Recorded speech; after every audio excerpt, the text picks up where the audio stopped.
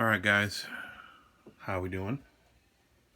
Hope your paintings are coming along so far pretty nicely and that you're having fun with it.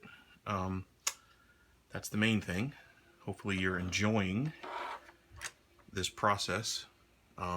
This should be fun more than anything else, alright? I want this to be fun for you. I had kind of debated on whether or not I should keep going with this. Or if I'd kind of done enough to get you guys going. But I'm going to try to see if I can finish this up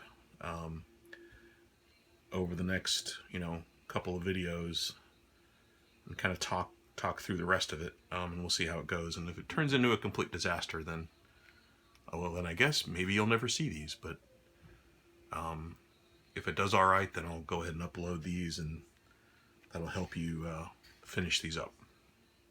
A couple of quick notes. As I mentioned, last week in the last video, if you're painting real fruit, you run the risk of having things kind of spoil on you over time. So if you don't, finish your painting within a few days of intense painting, which I don't expect you guys to do, you'll run into an issue of your stuff going bad, and that's exactly what happened to mine. So for the remainder of this painting, you can't see it, but just off camera I have an iPad set up with a nice high-res photo of my still life, so that I can zoom in on it and look at details and things like that. So a couple of the objects are still okay, like the apple and stuff, but the pepper started getting all shrivelly and spotted, and it was not pretty. So I had to toss those, unfortunately. A couple of them got eaten, but mostly they got tossed. All right, so but that's okay. Again, just prepare for that. And hopefully you have, if I've seen most of your paintings by now, and not too many of you had that problem, but hopefully you thought ahead and took some nice photo reference. Okay. I also have here some brown paint because I didn't want to have to keep mixing it. Now again, as I told you guys last week, if you have primaries, you can mix your own brown. You're just going to probably have to add a little more of the yellow and the red to get it looking the way you want. They say in theory that equal portions make it, but I think in our case, because our red and our blue aren't correct right out of the tube, that you need to add probably a little more on the yellow side to get that brown. But I also have burnt sienna and burnt umber, which I just happen to have here at home. These are colors that if you feel like you want to buy some pre-made brown, you can buy these, again, at any art store. Michael's, Dick Blick, Utrecht,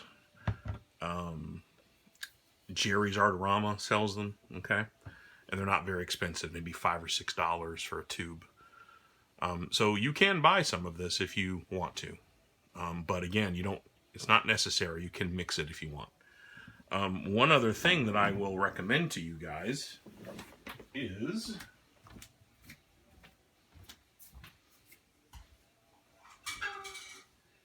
if you don't want to have to keep... Sorry, I had to run next door to grab this. If you don't want to have to keep mixing a brown every time, mix up a good, like a decent sized batch of it and get, a container like this. If you have one of these laying around, like this is actually a takeout container. We ordered out for Mexican food the other night for dinner, and this had salsa in it, and I just rinsed it out. And now if I want to mix up a big batch of color and save it, like a nice brown, because if I don't want to keep making brown over and over again every time I paint, just mix up a big bunch of it and keep it in a container like this, snap the lid on, and this should stay nice and moist for a good long while. So if you have a container like this just laying around, or an old film canister, or an old prescription medicine bottle, I have those too, like one of these, right? These also work really well for mixing up and storing colors of paint. So just throwing that out there. Okay? So now on to the painting. All right, this is where we left off. All right, last week we were focused on moving away from the flatness, the underpainting, and starting to add some nice shadows and highlights and nice subtle color variations. And I showed you a few different techniques on accomplishing that, through mixing wet into wet directly on your canvas or paper. Also pre-mixing color and working wet into dry. And also using transparent color glazes like I did here on the apple. Remember, I had these really stark light streaks going in the apple, and they were really harsh. So by just adding a few thin glazes of red paint on top, it managed to kind of even things out a little bit, kind of push it back so that it was all, it's still evident, but it's much more subdued than it was. So now it looks a lot closer, a lot more accurate to the actual object. Okay. So now, at this point, everything on here is dry. All right. It's been a few days since I've worked on the painting.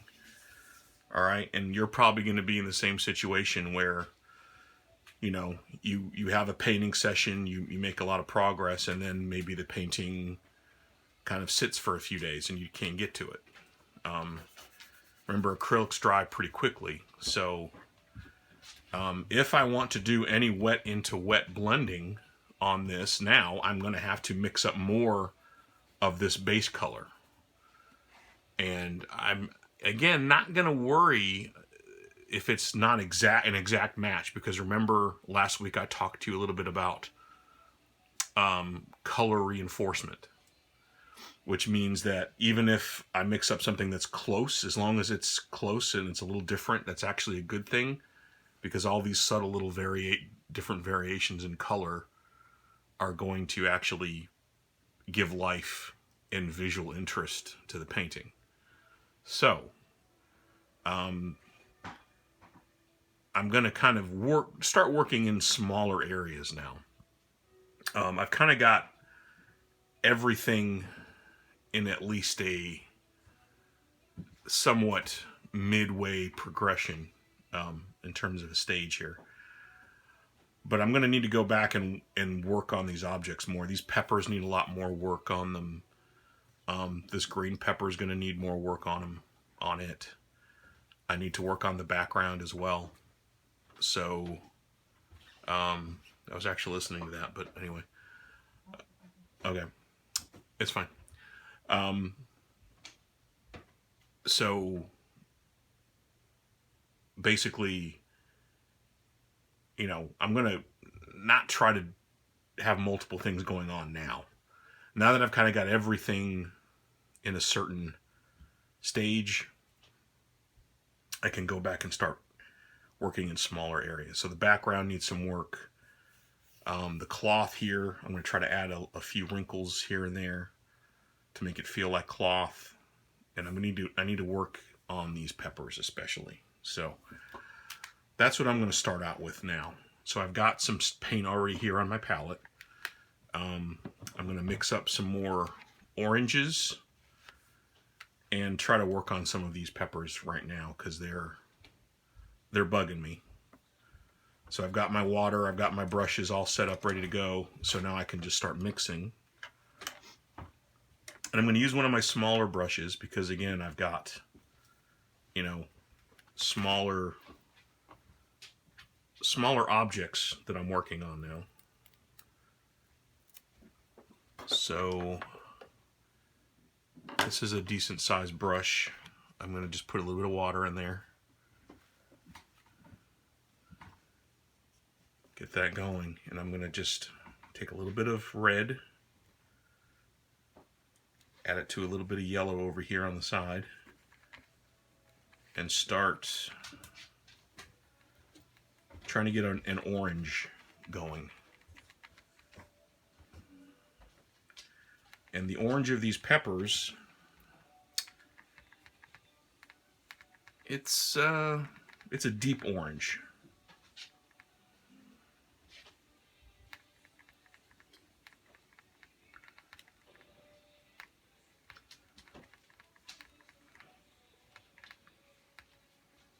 Okay.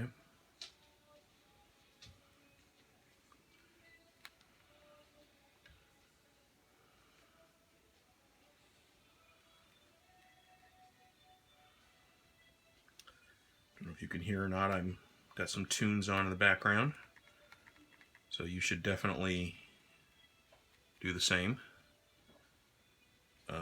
Just set up an area in your house or in your room that's, you can work undisturbed. Make yourself comfortable, relaxed. But just a tiny bit of white in there, not very much at all. I don't want a tint of this orange, but remember I also talked last week about color enhancement, where you can add just a little tiny bit of white into a color and make it pop a little bit, make it a little opaque, more opaque. That's what we want. Okay. That looks pretty close. Okay. So move my palette off to the side now, and I'll just start working on this pepper here.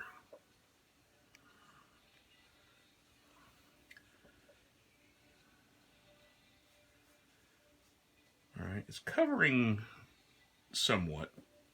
Remember, red and yellow are both translucent colors, so they are not going to give you total coverage by themselves.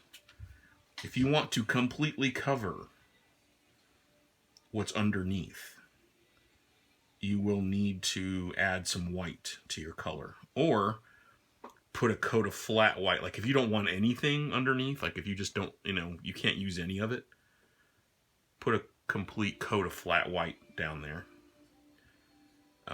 and then paint over that once it dries. But in this case, I kind of want, a little bit of that previous color to show through. So I'm okay with it being semi-translucent right now. I just want to lighten up this color a little bit. It was just a little, last time I made it a little too dark. And you're going to find that happens often, and it's okay. Like, you might paint something that looks pretty accurate, and then move on to something else. And when you come back to it,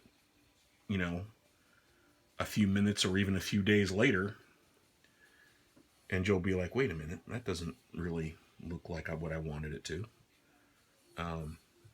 So you'll have to go back and tweak it. Also, don't forget that colors, paint darkens as it dries.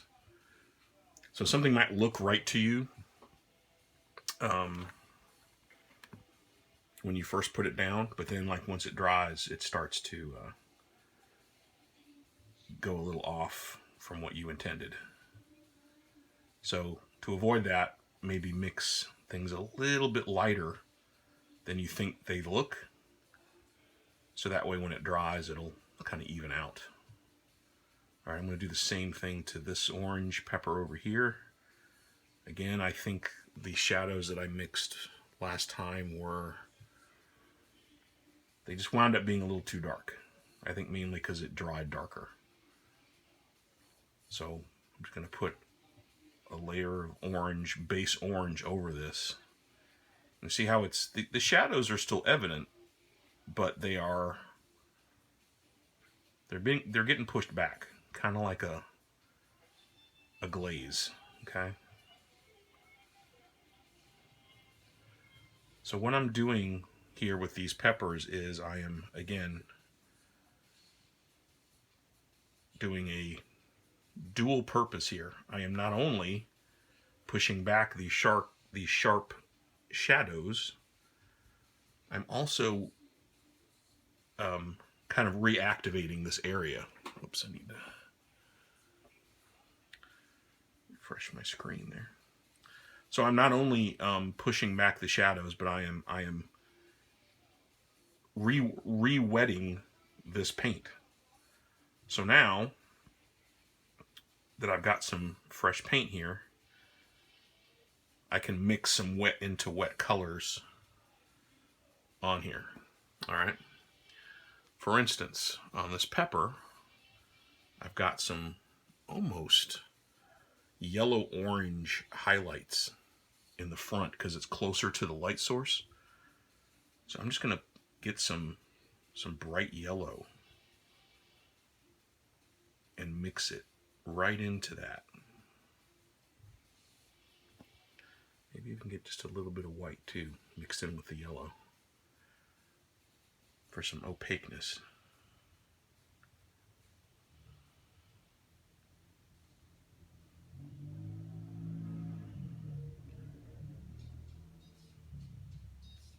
Just like that.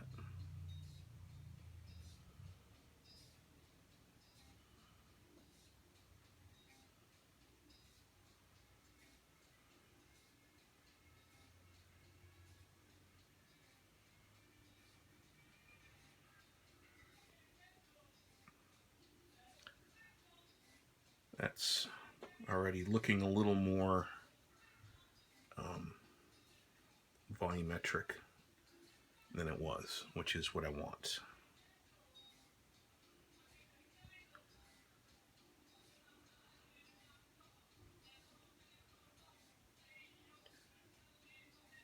And again, as you paint, you're going to start, hopefully, if you're looking closely at your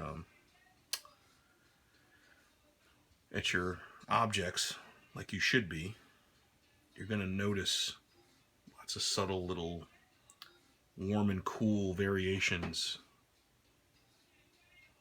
in your objects.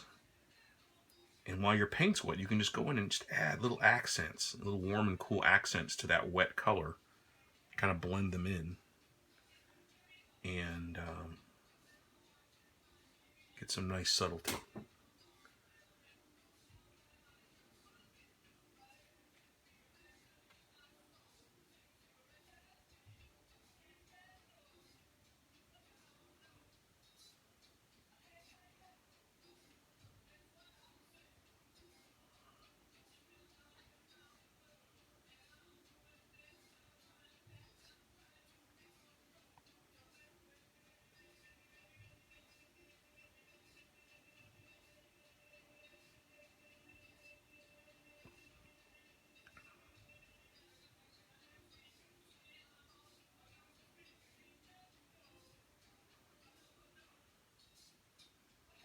And I'm just like in the drawing when we used to do drawing earlier in the year, and I would tell you guys to look at your subject every few seconds. That's what I'm doing now with the painting. Just I'm looking at my painting, then back at my still life, and I'm trying to match things as closely as I can.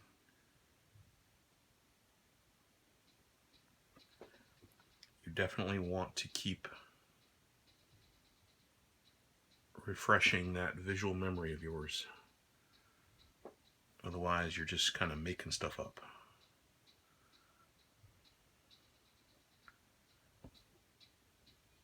And that's not what we want to do.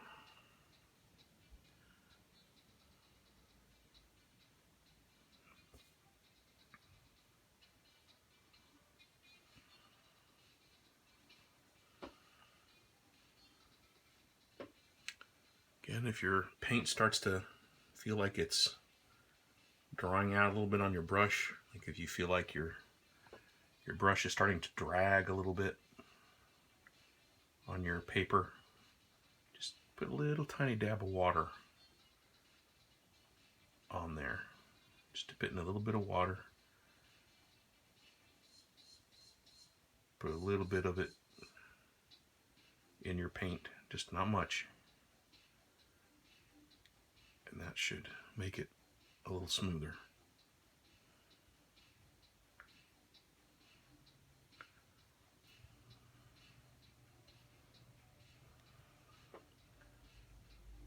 Alright, so I'm just adding lots of subtle white and yellow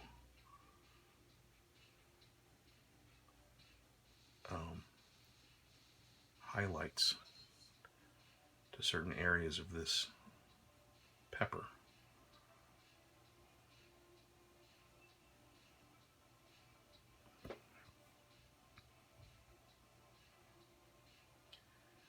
And just kind of blending it in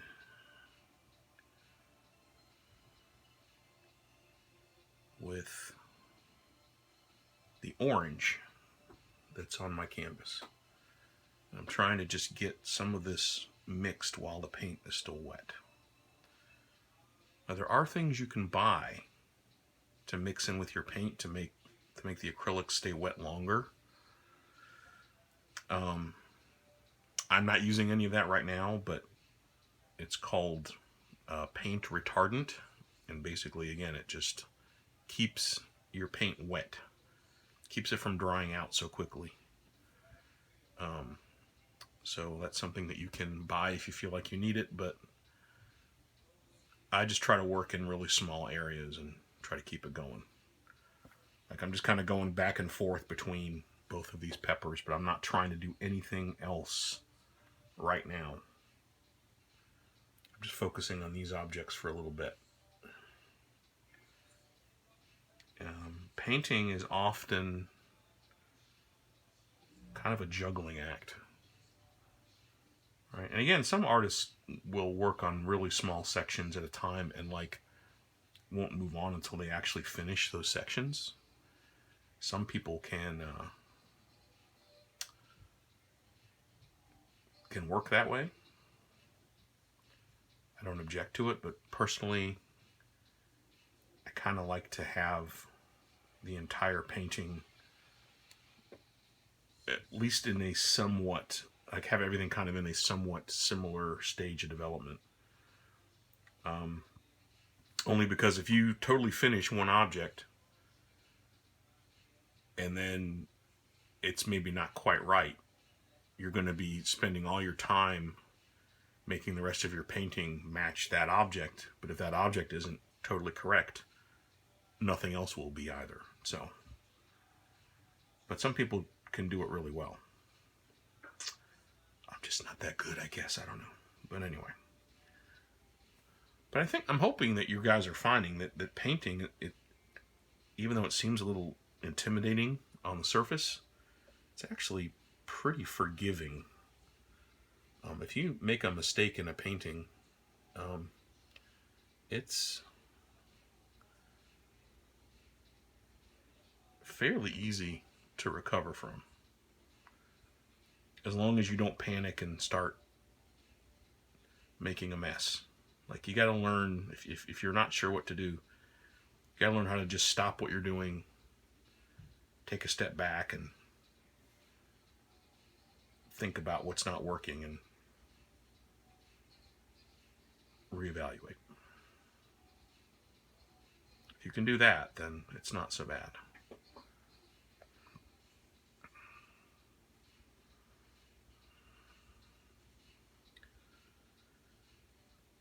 The tricky thing about these peppers is that they have a very unusual shape to them. They kind of have these weird creases and wrinkles in certain areas that make it a little tricky.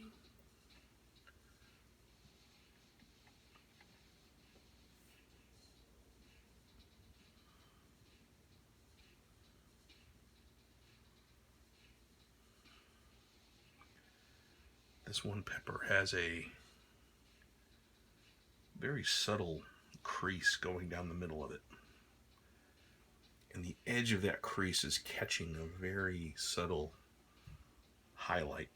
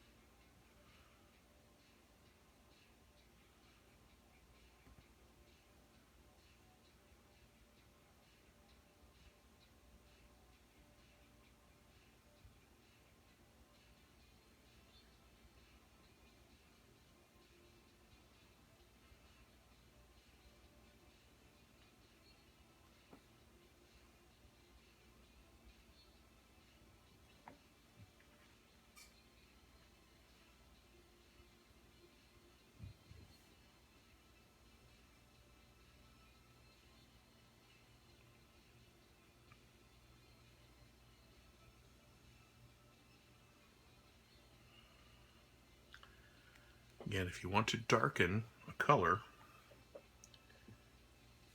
add a little bit of brown to it.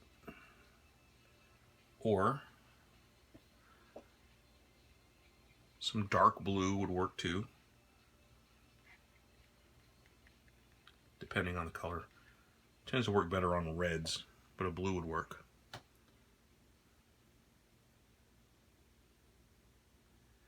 Or remember last week I also mentioned you can add a little bit of its complement. So, you know, think about your complementary colors: red and green, purple and yellow, blue and orange.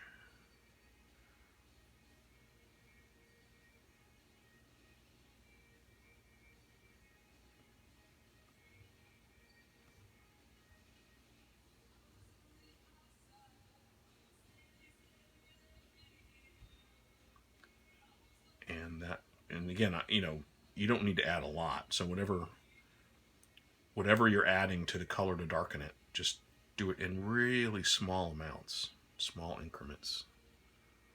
Don't go crazy. Just like what I'm doing here. I'm just adding the smallest amount of brown.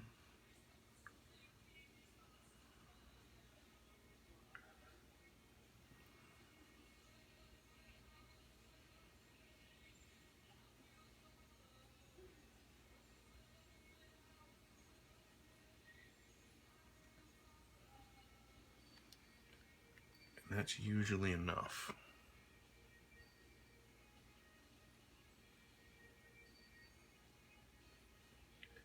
And I'm just kind of very subtly blending it in. And again, if your shadows and highlights are not working like you want them to, for whatever reason, remember you can always put a glaze over it and kind of tie it all together. That might be what I wind up doing with this orange pepper. There's so many subtle little, because you know the surface of a pepper is kind of shiny and slick, so it's catching all kinds of subtle highlights and things, and that's very hard to get to match. All right, so right now this it's coming together, but it looks a little splotchy here and there. So whatever I can't match this way, I'll see if I can't tie some of these highlights and shadows together with a thin glaze here in a minute.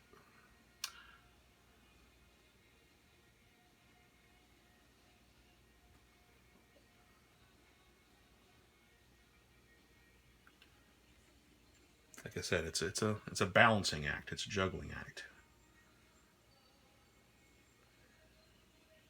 But again, I'm just looking at my painting and then the still life back and forth.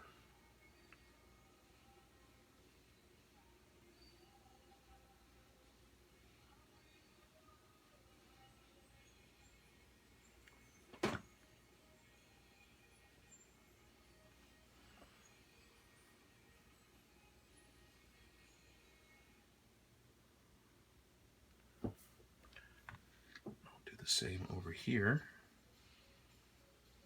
to this guy.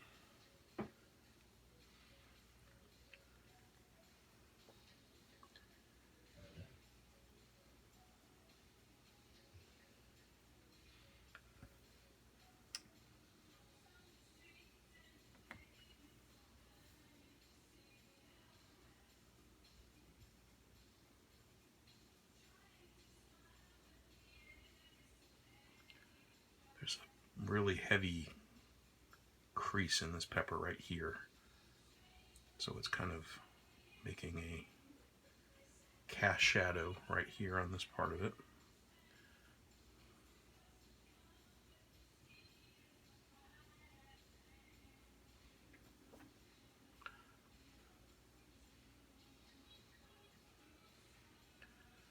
Got a little bit of dark orange on here. I'm going to try to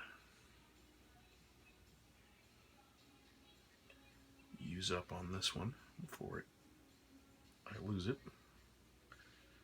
And sometimes, yeah, if you have a little bit of a color and you're working on another part of your painting and you want to switch over real quick and put a little bit of it down on another part, that's totally fine.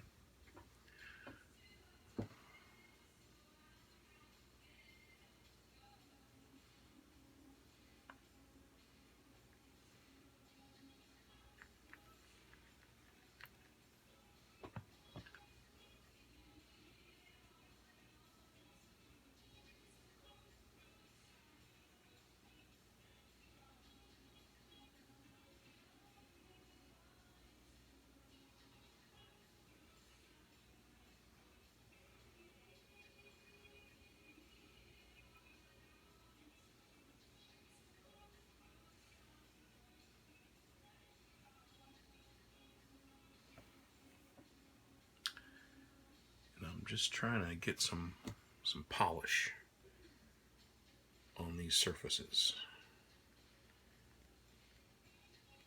You'll have times in your painting where your objects are they're starting to come together, but it's just not clicking yet because maybe things feel a little too splotchy, like the light and the dark areas haven't gelled yet as much as you want them to.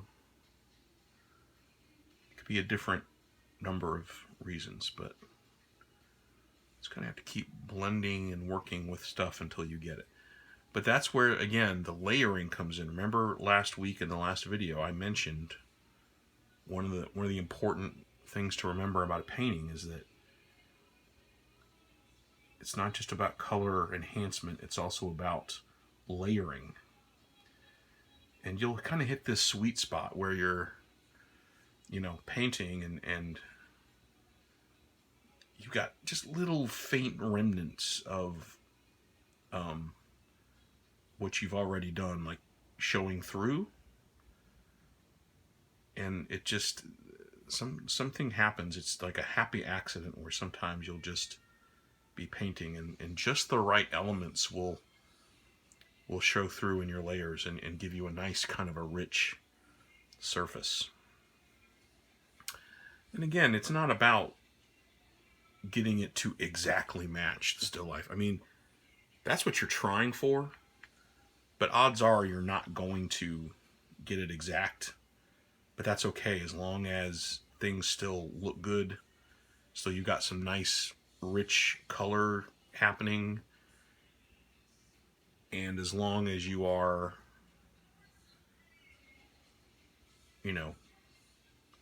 getting a sense of volume, like getting a sense of light and dark, like shadows and highlights,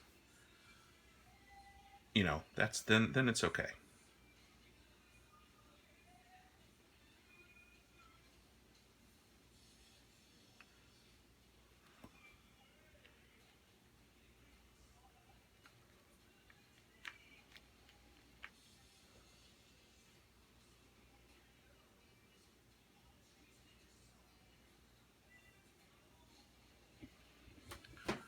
See how we're doing on our time limit here. last time I forgot to pause the video, and I went on for like about an hour and a half, and that made it difficult to upload the videos. I had a heck of a time with it, so I want to avoid that this time. I want to kind of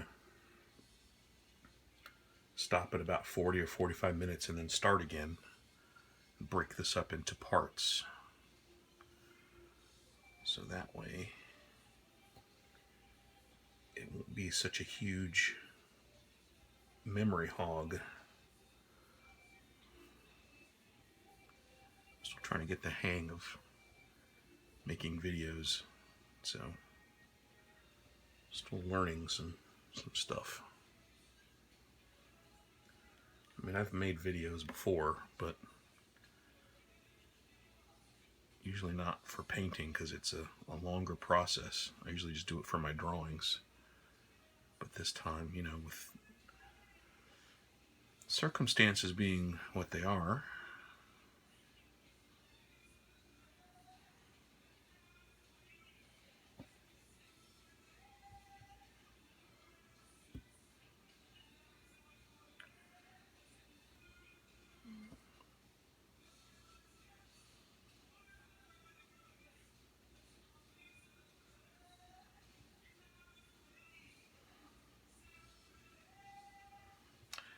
this dark splotch will not go away, so I'm just going to have to put some white down here, let it dry, and then go over it with some orange again. All right, so there's a good example of the translucency of reds and yellows kind of making things a little complicated.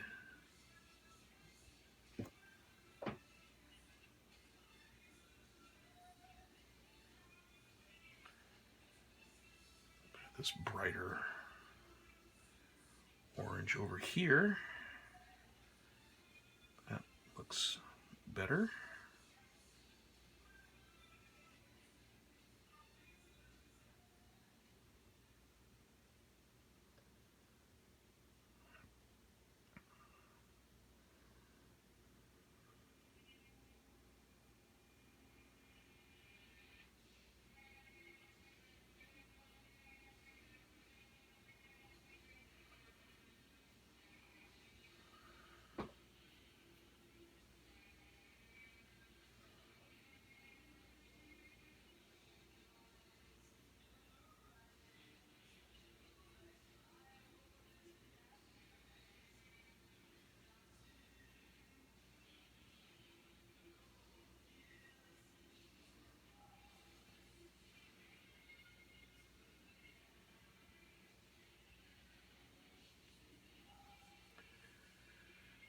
And sometimes painting can be frustrating, you know.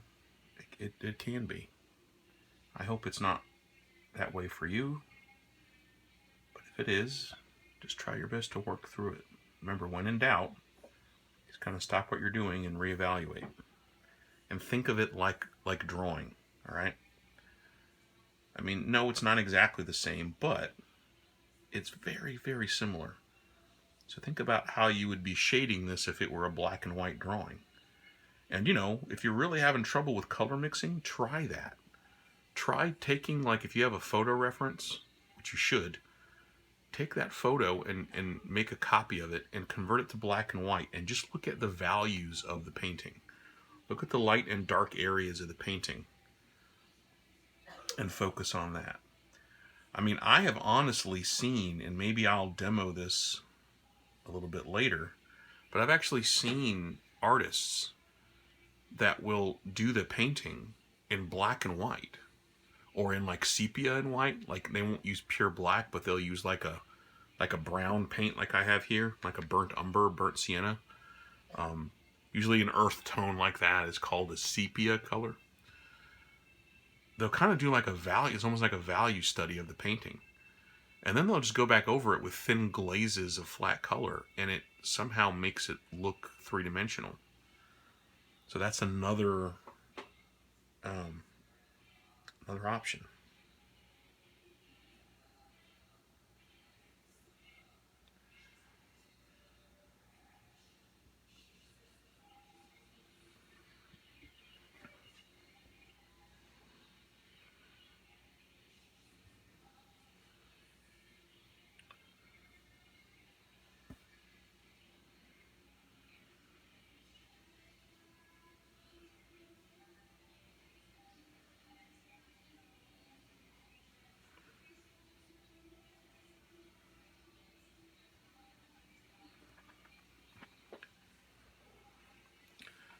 Also noticing a slight difference in the shape of this pepper on the back edge. I didn't really catch it before.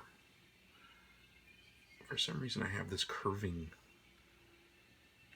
inward, but this pepper is actually curving outward.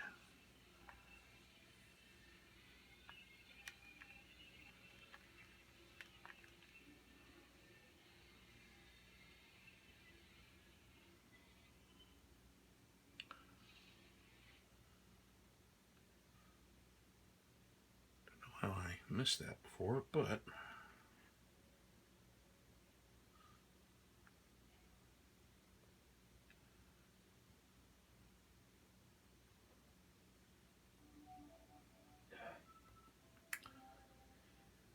that's a little better.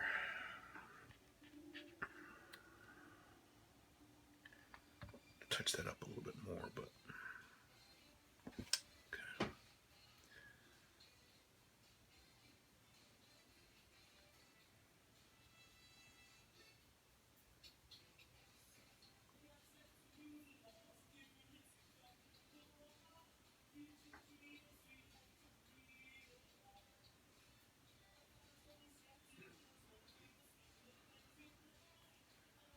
All right, how are we doing on time here? All right, we are at 42 minutes so far, so that's pretty decent. So I'm gonna stop this one and then start a new one and just continue right where we left off. So back in a second.